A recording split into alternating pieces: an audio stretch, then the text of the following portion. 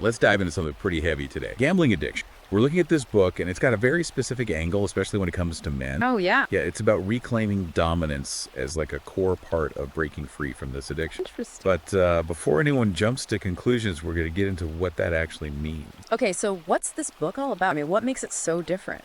Well, the cool thing is it goes way deeper than just quitting gambling. It gets into these big ideas of masculinity and purpose, which, can be super motivating, especially for men. I can see that, for sure. So where does it start? Well, right off the bat, it goes into like the hardcore science of addiction. Explains how gambling can actually hijack your brain. Hijack your brain. Like literally, yeah. Just like drugs or alcohol would. Really? Never thought about it like that. It's wild, right? It all comes down to brain chemistry. Okay, so like what's happening in the brain? So gambling triggers this release of dopamine, right? That feel-good chemical. And that messes with your brain's whole reward system. Ah, I see. So you get hooked on that dopamine rush. Exactly. And then you crave more and more gambling. That's why it's often compared to substance abuse. Makes sense. So is it as common as like drug or alcohol addiction? That's the crazy part. The book says 5 to 10% of adults actually struggle with gambling problems. Wow, that's a lot more than I would have guessed. It's huge. And it's right up there with the rates of substance abuse. And I bet a lot of people are hiding it too. Oh, absolutely. The book even talks about this guy, they call him John. Successful career, loving family, the whole 9 yards. The perfect life, you'd think. Right. But secretly, he was blowing thousands of dollars at the casino. It just goes to show addiction can hit anyone, Doesn't matter who you are or what you have. That's scary. And it's so easy to get sucked in, especially with all the ways casinos are set up. Oh, don't even get me started on that. The book exposes all these psychological tricks that casinos use. It's insane. Like what? What kind of tricks? Have you ever heard of near misses? I think so. It's when you almost hit the jackpot, but you just miss it. Oh yeah, I've definitely felt that. Like so close. Makes you want to try again right away. Exactly. And then there's variable reward. That's where they give you little wins to keep you playing. Ah, those little wins that make you feel like you're on a roll, even though you're probably losing overall. Bingo. They're masters at playing with our minds, making us think we can beat the system when we really can't. They're practically rigging the game against us. It's totally rigged, right. And then there's this thing called the illusion of control. Illusion of control? What's that? It's when gamblers convince themselves they have some kind of system, some ritual or strategy that'll help them win. But it's all in their heads. So they think they're outsmarting the casino, but really they're just fooling themselves. Yep. The book tells the story about a guy named Tony who thought he had this foolproof system. He was so sure of it. What happened? Well, he ended up losing his entire life savings. Just like that. It's a brutal reminder that no matter how clever you think you are, the house always has the edge. It's a good lesson to remember. Gambling can really cost you everything. More than just money, too. Yeah, what else? Wrecks your mental health. The book gets into that, the heavy stuff, depression, anxiety, even suicidal thoughts. Wow. It's not just about the money, it's a whole mental and emotional thing. Exact. The stress and the guilt, it just eats away at you. And let's not forget the relationship. Gambling can destroy relationships. Oh, for sure. Lies, broken promises, trust issues. It puts a huge strain on families and friends. Yeah, I mean, who wants to be around someone who's constantly lying and borrowing money? It's toxic. I've seen it firsthand, actually. Addiction of any kind, it can really push people away. It's not just the person struggling, it's everyone they love, too. Yeah, it's a ripple effect. So this book, does it offer any solution? Oh, it does. And this is where it gets really interesting. The book calls it reclaiming dominance. Okay. So what's that all about? Claiming dominance? Well, we have to be careful here because the book uses that term very specifically. It's not about controlling other people, okay? It's about taking back control of your own life, your choices, your destiny, all of it. It's more like self-mastery. Exactly. It's about taking your power back instead of letting the addiction call the shots. And the book argues that this idea, this dominance thing, it can really resonate with men. Why is that? Well, think about it. Traditional ideas about masculinity, they often emphasize strength, right? Control, independence. Okay, yeah, I see that. So the book is kind of reframing those ideas in a positive light? Precisely.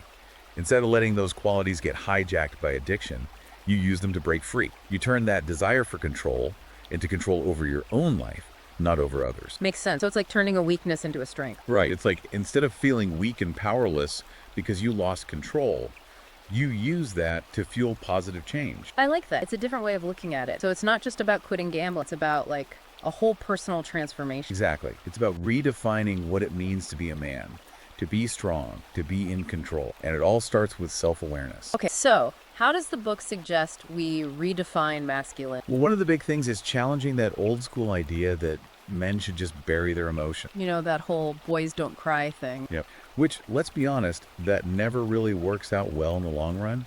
Bottling things up just leads to unhealthy coping mechanisms, like gambling, for example. Right. So instead of pushing those feelings down, you learn to deal with them in a healthy way. Exactly. The book argues that real strength comes from vulnerability, from being emotionally intelligent. That's interesting. So instead of seeing emotions as weaknesses, you see them as tools for understanding yourself and overcoming challenges. Exactly. And it's not just some touchy-feely idea either. The book uses examples like even Michael Jordan, right? He got cut from his high school basketball team. Oh, really? But instead of letting that destroy him, he used it as fuel to get better. He channeled that vulnerability into, and we all know what happened after that. Became the greatest. Yeah. So it's not about pretending to be tough all the time. It's about embracing your emotions and using them to your advantage. Precisely. And the book highlights how a lot of successful men like Richard Branson, Barack Obama, they're all emotionally intelligent. Those are some pretty strong examples for sure. So it's about finding that balance, being strong and decisive, but also understanding and connecting with people on an emotional level. That's the sweet spot. So we've talked about the science, the psych tricks, the cost, reclaiming dominance, redefining masculinity. Now let's get practical. What does the book actually recommend for, like, quitting gambling? Okay, so what are the actionable steps? Well, one of the big ones is cognitive behavioral therapy, CBT. CBT? I've heard of that, but can you remind me how it works exactly? Sure. It's basically about recognizing those negative thought patterns that lead to gambling. Like what? Give me an example. I'm going to win big this time, or this is my only way to get out of debt. Those kinds of thoughts. CBT helps you challenge those thoughts and replace them with more realistic, helpful ones. So you rewire your brain, so to speak. Train yourself to think differently. Exactly. And the book also talks a lot about mindfulness and meditation. Mindfulness, that's everywhere these days. But how does it help with gambling specifically? It's all about being present, noticing your thoughts and feelings without judgment. So when that urge to gamble hits, you can pause and choose how to respond instead of just getting swept away. So it's like creating space between the urge and the action. Exactly. And even just a few minutes of meditation each day can really help reduce stress and those cravings. It's like a mental muscle you can train. Interesting. So we've got CBT for changing our thinking and mindfulness for staying present. Anything else? Yeah, the book also talks about visualization technique. Basically, you picture the negative consequences of gambling, like really vividly imagine them. So like seeing yourself losing all your money, disappointing your family, all that. Right. The idea is that by mentally experiencing those negative consequences, it can deter you from actually doing it. It's like giving your brain a sneak peek of the potential disaster. That makes sense. But does the book address like the spiritual side of recovery at all? I mean, is it just about stopping the behavior? Or is there more to it than that? That's a good question. There is. The book really emphasizes that true recovery isn't just about quitting gambling. It's about building a better life, a more fulfilling life. And it dives into this concept of a divine purpose. Divine purpose. Okay, so it's getting kind of spiritual here. Well, it's more about finding something bigger than yourself, something that gives your life meaning, because that can be really powerful in keeping you on track. I can see that. So it's like filling that void, that emptiness that gambling tries to fill with something more substantial, more meaningful. Exactly. And the book uses some incredible examples, like Viktor Frankl, who found meaning even in a concentration camp. Wow, that's powerful. It's a testament to the human spirit's resilience, that even in the darkest of times, we can find a reason to keep going. And the book suggests that finding your own divine purpose, whatever that may be, can give you that same kind of strength and motivation. So it's about connecting to something deeper, something that gives your life direction beyond the fleeting thrills of gambling. Exactly. It's about replacing that emptiness with something that truly nourishes your soul. And the book gives you examples of people who have done just that, who have found their purpose and rebuilt their lives after overcoming addiction. That's really inspiring. So it's not just about quitting a bad habit, it's about finding something positive to replace it with, something that gives your life meaning. You got it. And that's what this book is all about. Finding that path to a more fulfilling life, a life that's not controlled by addiction. It's about reclaiming your power, your purpose, and ultimately your destiny. So it's like a whole life makeover, in a way, transforming yourself from the inside out. Exactly. It's a journey of self-discovery, and it's a powerful message for anyone struggling with addiction, not just gambling. It sounds like a fascinating read. It really is. And if you're interested in learning more about it, you can find it on Amazon Kindle and Google Play Books. It's called Book Title. Check it out. It's a journey, that's for sure, but a worthwhile one, I think. We've talked about all the practical stuff and the psychology, but I'm wondering, does this book touch on the spiritual side of recovery at all? You mean like the whole prayer and meditation thing? Yeah, exactly. It does, actually. But it's not preachy or anything like that. It approaches prayer and meditation more from a practical angle, like tools you can use. So not necessarily religion. Right. It's more about connecting with something bigger than yourself.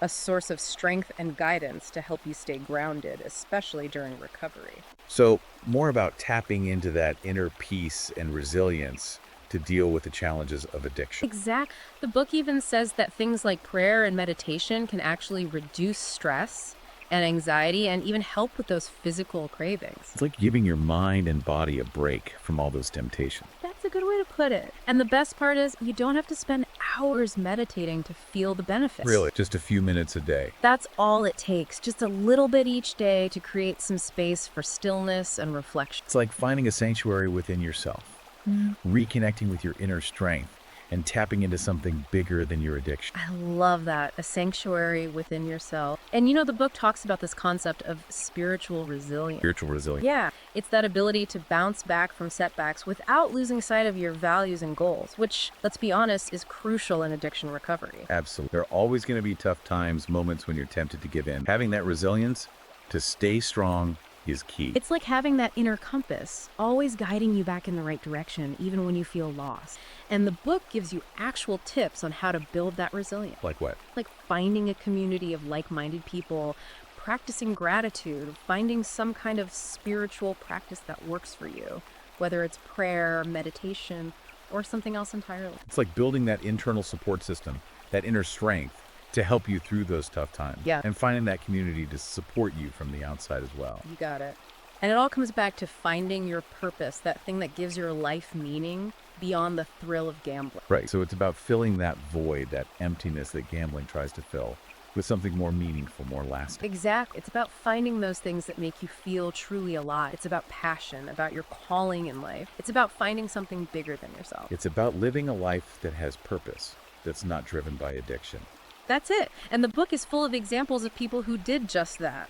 People who found their purpose and rebuilt their lives. It's proof that it's possible to create a fulfilling life without gambling. That's incredibly inspiring. So it's not just about stopping a bad habit, it's about discovering a better way to live, finding that passion that makes life worth living. You got it. And speaking of rebuilding your life, the book also dives into the whole financial freedom thing. Which makes sense. Gambling addiction can really mess up your finances, sometimes really badly. Oh, absolutely. The book makes it very clear gambling is not the path to wealth, no matter what anyone tells you. Right, it's an illusion. So what does the book suggest instead? Well, it all starts with discipline, taking control of your money instead of letting your addiction dictate your spending. So basic things like creating a budget, tracking your expenses, making conscious choices about where your money goes. Exactly. It's about being mindful of your finances, just like we talked about being mindful of your thoughts and emotions. So it's a holistic approach, really. Applying those mindfulness principles to every aspect of your life, including your money. Exact. And the book even gets into the hidden costs of gambling. Hidden costs, like what? Think about things like missed work,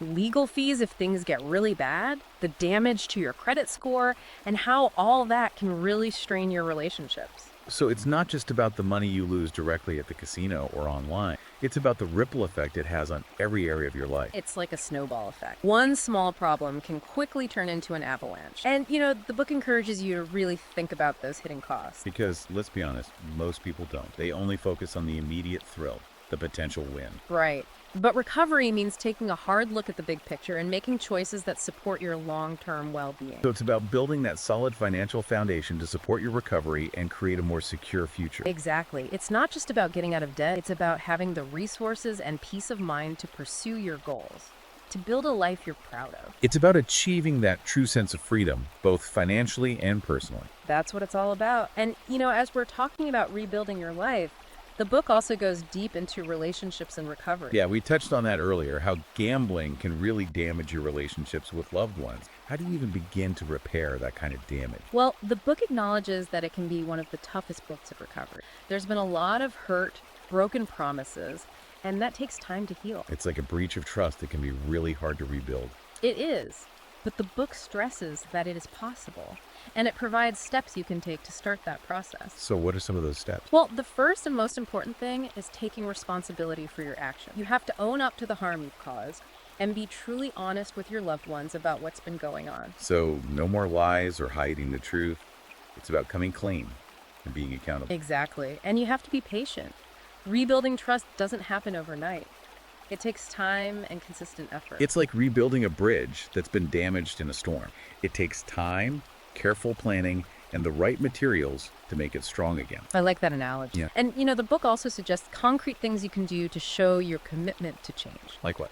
Things like going to therapy, joining a support group, being open about your finances. Actions speak louder than words. It's about proving to your loved ones that you're serious about recovery, Yeah. that you're putting in the work. Right? And then there's communication. It's vital to create that safe space where you can talk openly and honestly about your feelings, your struggles, your progress, everything. So it's about rebuilding that emotional connection, that sense of understanding and support. Exactly. And the book even provides tips for those tough conversations. Things like using I statements to express how you feel, really listening to your loved ones, not getting defensive. It's about approaching those conversations with humility and a willingness to listen. Exactly. And it's a two-way street, remember? Both sides need to put in the effort. So it's not just about the person with the addiction making amends. It's also about their loved ones being willing to forgive. And that can be a long and challenging. You're right. The book acknowledges that. It even talks about the challenges that loved ones face, like the anger, the resentment, the fear. It offers ways to cope with those feelings and create that supportive environment that fosters healing for everyone involved. It's like everyone is on their own healing journey. And it takes time and understanding from all sides to rebuild those bonds, to find that forgiveness and create a new normal. That's beautifully said. Rebuilding trust after addiction, it's a difficult process, but it's possible. And the book, it offers a roadmap for that journey, and it's full of stories of people who have done it, who have successfully rebuilt those relationships. And that's what gives people hope, right? Knowing that it's possible to mend those broken bridges and move forward. Exactly. Relationships are precious, and the book really emphasizes that. They're worth fighting for. And with the right support and dedication, they can be stronger than ever before. Speaking of fighting, let's switch gears for a second and talk about physical health. Okay, so how does physical health tie into recovering from gambling addiction? Well, the book makes a strong case for the connection between the two. It's not just about looking good or being fit. It's about giving your body what it needs to support your recovery. So it's acknowledging that mind-body connection. Taking care of one helps the other. Precisely. Things like exercise, nutrition, and sleep can actually make a huge difference in reducing cravings, managing stress, and improving your mood. It's about giving your body the strength to fight back against addiction, to build that resilience we were talking about earlier. Exactly. And the book has some practical advice on how to incorporate healthy habits into your life, even if you haven't been doing much before. So what does it recommend specifically? Well, for exercise, it's all about finding something you enjoy and that fits into your life. It doesn't have to be anything crazy. Even a 30-minute walk a few times a week can make a big difference. Just get moving. Release those endorphins and start feeling better, both physically and mentally. Right. And don't forget strength training. Building muscle can really boost your metabolism and improve your overall sense of well-being. It's about building that inner strength, both literally and figuratively. So what about nutrition? What does the book say about food? It emphasizes eating whole, unprocessed foods that nourish your body and provide you with sustained energy. So, ditching the junk food and the sugary drinks that can mess with your mood and your energy levels? Exactly. It's about making conscious choices about what you put into your body and how you fuel yourself. And the book gives some helpful tips on making healthy eating easier, right? Like meal planning and things like that. Yeah. It even talks about cooking more meals at home so you have more control over what you're eating. Small changes can really make a big difference. And we can't forget about sleep. Oh, absolutely. Sleep is crucial for recovery. The book talks about how lack of sleep can increase your stress levels, cravings, and irritability. So it's like setting yourself up for failure, right? If you're not getting enough rest, you're more likely to give in to those urges. Exactly. And the book recommends aiming for 7 to 8 hours of sleep each night. It even provides tips on improving your sleep hygiene. Like what? Give us some tips. Simple things, actually, like setting a regular sleep schedule, having a relaxing bedtime routine, avoiding caffeine before bed, making sure your bedroom is dark and quiet. Creating that ideal sleep environment so you wake up feeling refreshed and ready to face the day. Precisely. It's about giving your body the rest it needs to recover and rebuild. So it's about taking care of yourself physically, mentally, emotionally. It's about creating a foundation of well-being that can support your recovery in the long run. You got it. It's a holistic approach to recovery, recognizing that everything is connected. As we're talking about all this, I'm wondering about the potential dangers of using substances to cope with those urges to gamble. I imagine that could be a slippery slope. Oh, absolutely. And the book addresses that head on. It makes it very clear that turning to alcohol or drugs to numb the pain or escape the reality of gambling addiction is a really bad idea. It's a dangerous coping mechanism that can easily lead to a dual addiction, which is even harder to overcome. So it's like trading one addiction for another, which just complicates everything and makes recovery that much more difficult. Exactly. The book explains that substances might temporarily mask those symptoms, but they don't deal with the root of the problem. In fact, they often make things worse. It's like putting a Band-Aid on a bullet wound. It might cover it up for a second, but it's not a real solution. I like that. It's a perfect analogy. And the book stresses that if you're struggling with both gambling and substance abuse, it's crucial to seek professional help. It's about recognizing that you don't have to go through this alone. That you deserve support and that there are people who can help you navigate this complex situation. And that there is hope for recovery, even when you're facing multiple challenges. Exactly. And, speaking of challenges, the book also touches on the link between gambling and crime. It's a tough subject, but an important one. Right. Because addiction can sometimes lead people down a dark path. What does the book say about that? Well, it acknowledges that desperation can drive people to do things they wouldn't normally do, to get money, to gamble, or to cover their losses. So things like theft, fraud, even violence. Yeah.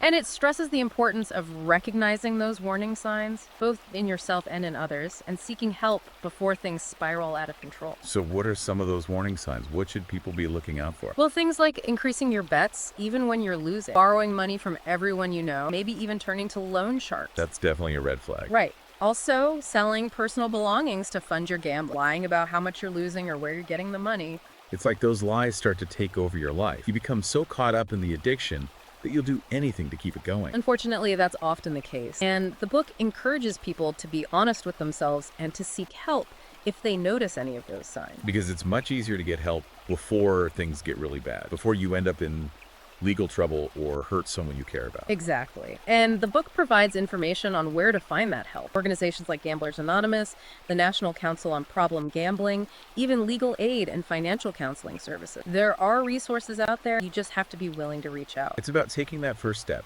admitting you need help and asking for it, which can be hard, but it's so important. It is. And speaking of taking responsibility, the book also dives into the legal side of gambling. The legal side. What does it say about that? Well, it explains that laws and regulations vary widely from country to country and even within different regions. So it's important to be aware of the laws where you live. It's a complex landscape for sure, Yeah. especially with online gambling becoming more and more popular. Right. And the book talks about the pros and cons of different legal approaches to gambling, from complete prohibition to strict regulation to more relaxed policy. So it's about presenting a balanced view of a complex issue. That's the goal. And it even highlights the work of advocacy groups that are pushing for reforms and trying to protect people from the harms of addiction. So it's recognizing that individuals can make a difference by getting involved and advocating for change. Exactly. It's about using your voice and your actions to create a safer and more responsible environment. Now, we can't talk about gambling without talking about technology, right? It's like a whole new frontier with online casinos and betting apps. Yeah, technology is a game changer, and the book acknowledges that. But it's kind of a double-edged sword, isn't it? Because technology can both fuel addiction and help people recover. That's a great way to put it. On the one hand, technology makes gambling more accessible than ever before. You can gamble anytime, anywhere, from your phone or computer. It's like having a casino in your pocket, literally. Yeah. So tempting. Yeah, it can be a real problem, especially for younger generations who are so comfortable with technology. Right. But how can technology be used for good to help people overcome gambling addiction? Well, there are a lot of apps and websites that offer support groups, self-help tools, even access to therapists. It's like having a virtual support system at your fingertips. That's amazing. So people can get help no matter where they are or what time of day it is. Exactly. And there are even tools that can help people limit their access to gambling websites, track their spending, and prevent them from making deposits or placing bets. It's like having a digital safety net to help people stay on track. You got it. And the book encourages people to explore these resources and find the tools that work best for them. So technology can be a powerful tool in recovery just as much as it can be a facilitator of addiction. Right. But it's important to remember that technology should never be a substitute for professional help or in-person support. It's about finding that balance and using technology in a way that complements your overall recovery journey. Exactly. And the book offers some great advice on how to do that. Speaking of support, we can't forget about family. They often bear the brunt of gambling addiction, and I imagine it takes a toll on them as well. Absolutely. It's hard to imagine that it wouldn't. What does the book say about the impact on families? Well, it paints a pretty stark picture of the devastation that gambling addiction can wreak on family. It often leads to financial strain, emotional turmoil, broken relationships. It's a lot for loved ones to handle. It's like a bomb going off at the center of the family, sending shrapnel in all directions. hurting everyone in its path. That's a powerful way to put it. And the book really delves into the different ways families are affected, from the children who grow up witnessing the chaos and the conflict, to spouses who feel betrayed and abandoned, to parents struggling with guilt and worry. It's a lot to process. It's heartbreaking, and it underscores the importance of seeking help and support for everyone involved, not just the person with the addiction, but their loved ones as well. Exactly. The book talks about the importance of family therapy and support groups for families dealing with addiction. It stresses the need for open communication and a united front in addressing the problem. So it's about working together to create that healing environment, that space where everyone feels safe and supported. Right. And it's important for families to educate themselves about addiction, to understand that it's a disease, not a moral failing, and to realize that they're not alone in this. That there are resources available and that they don't have to go through this alone. You got it. And the book emphasizes self-care for family members as well, because it's easy to get so caught up in trying to help your loved one that you neglect your own well-being. It's like that saying, you can't pour from an empty cup. You have to take care of yourself first if you want to be able to effectively support someone else. Exactly. The book encourages family members to prioritize their own physical and emotional health, to find healthy outlets for their stress, and to seek professional help if they're struggling. It's a reminder that everyone in the family unit deserves care and compassion, and that resources are available to help everyone heal. That's a crucial message. And the book offers practical tips and resources for finding the support system. It's a reminder that you are not alone and there is help available. Absolutely. The book emphasizes that seeking help is a sign of strength, not weakness. It's about taking responsibility for your actions and taking steps to build a better future. It's about recognizing that you deserve a life free from addiction, and that there are people who care about you and want to support you on that journey. That's a powerful message. And the book shares inspiring stories of people who have overcome gambling-related crime and have gone on to live fulfilling and productive lives. Those stories of hope and redemption can give us the strength to keep going, even when the road ahead seems long and uncertain. Absolutely. And the book encourages readers to focus on their strengths, build a supportive network, and believe in their capacity to change. It's about recognizing that you have the power to break free from the cycle of addiction and crime and create a brighter future for yourself and the people you love. That's the ultimate goal, and the book provides practical guidance and inspiration to help you achieve it. Let's shift gears now and talk about the role of treatment in addressing gambling addiction. It's one thing to recognize the problem, but taking those concrete steps towards recovery is a whole other challenge. You're absolutely right. The book emphasizes that professional treatment is often essential for overcoming gambling addiction, especially if it's severe or co-occurring with other mental health issues or substance abuse. So it's about recognizing that you don't have to fight this battle alone, and that there are experts who can guide you through the complexities of addiction and recovery. Exactly. And the book provides information about the different types of treatment available, including inpatient treatment, which provides 247 care and support in a residential setting, outpatient treatment, which allows individuals to live at home while attending therapy and support groups, cognitive behavioral therapy, CBT, which helps people identify and change thought patterns that contribute to gambling, motivational interviewing, which encourages individuals to explore their ambivalence about change and make a commitment to recovery, and medication, which may be used to address co-occurring mental health issues like depression or anxiety. It's about finding the treatment approach that best suits your individual needs and circumstances. That's right. The book stresses the importance of working with a qualified and experienced therapist who specializes in gambling addiction. So it's about doing your research, finding a therapist you feel comfortable with, and someone who has a proven track record of success in treating this specific addiction. Exactly. The book even provides tips on how to find a therapist and what questions to ask during an initial consultation. It's about being proactive in your recovery and advocating for your own needs. That's a key part of the process. And the book also highlights the importance of family involvement in treatment. It does. Families can play a vital role in their loved one's recovery. How can families be supportive and contribute to the healing process? Families can attend therapy sessions with their loved one, participate in support groups, and educate themselves about gambling addiction. They can offer emotional support, encouragement, and accountability, creating a safe and supportive environment that promotes healing and growth. It's about recognizing that recovery is a team effort, and everyone involved has a role to play. Precisely. And the book provides guidance on creating that supportive family environment, setting healthy boundaries, and managing difficult emotions that often arise during the recovery process. It's about understanding that addiction doesn't just impact the individual. It affects the entire family system. That's a crucial point. And the book encourages families to seek help and support for themselves, as well as for the loved ones struggling with addiction. It's about recognizing that everyone involved deserves care and compassion, and that resources are available to help families heal and rebuild. Exactly. And the book shares inspiring stories of families who have successfully navigated the challenges of addiction and have come out stronger and more united on the other side. Those stories of hope and resilience can be such a source of strength and encouragement for those who are just beginning their journey. They are. It's about recognizing that recovery. They are. It's about recognizing that recovery is a process, not an event. There will be ups and downs along the way, but with the right support and effort, lasting change is possible. And you can create a brighter future for yourself and your family. Now let's shift gears a bit and talk about relapse prevention. It's one thing to, get sober, but it's a whole other challenge to stay that way, especially in the long run. That's true. The book actually emphasizes that relapse is a normal part of recovery. It's not a failure, it's more like a bump in the road, a chance to learn and grow. So it's not about never messing up. It's about how you handle those slip-ups. Exactly. It's about getting back on track and using those experiences to strengthen your resolve. And the book has some great advice on relapse prevention. Like what? What are some specific things people can do to stay on track? Well, the first step is identifying your trigger. What are the things that make you want to gamble? Could be certain people, places, situations, or even emotions. So being aware of those triggers is key. But then what? Then you develop coping mechanisms, healthy ways to deal with those urges when they come up. So like having a plan in place. Instead of gambling, you go for a walk, call a friend, meditate, anything that helps you shift your focus. Exactly. Having that support system in place is crucial too. People you can call when you're feeling vulnerable.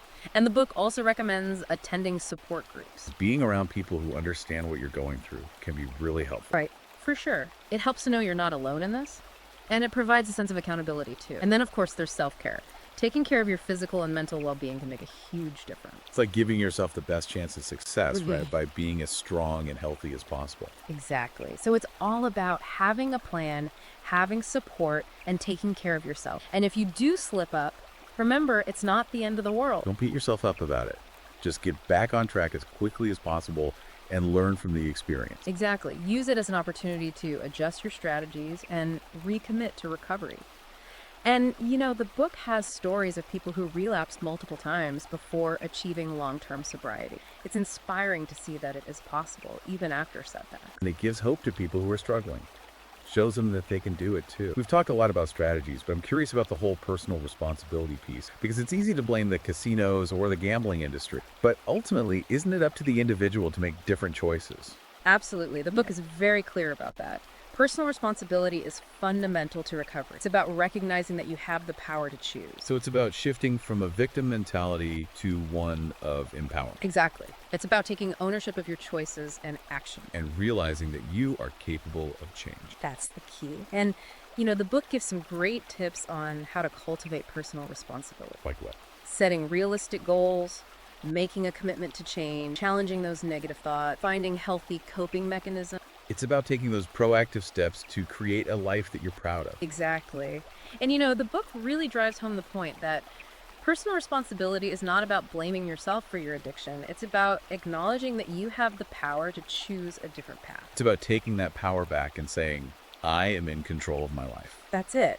It's about believing in yourself and your ability to recover. Wow, this has been an amazing deep dive. We've covered so much ground, from the science of addiction to practical strategies for recovery, to the importance of self-care and personal responsibility. Yeah, it's been a whirlwind, but a really insightful one, I think. What are your biggest takeaways from all this? Well, for me, it's that message of hope. No matter how challenging it seems, recovery is possible. There is a way out. It starts with acknowledging the problem and reaching out for help. It's about taking that first step, no matter how small. And remember, you're not alone. There are people who understand and want to help. Exactly. And that's what this book offers. Hope, guidance, and practical tools to help you reclaim your life. But if you're struggling with gambling addiction, or if you know someone who is, I highly recommend checking out this book. It's available on Amazon Kindle and Google Play Books, called Book Title. And remember, there's no shame in seeking help. It's a sign of strength, not weakness. Thanks for joining us on this deep dive. We'll catch you next time.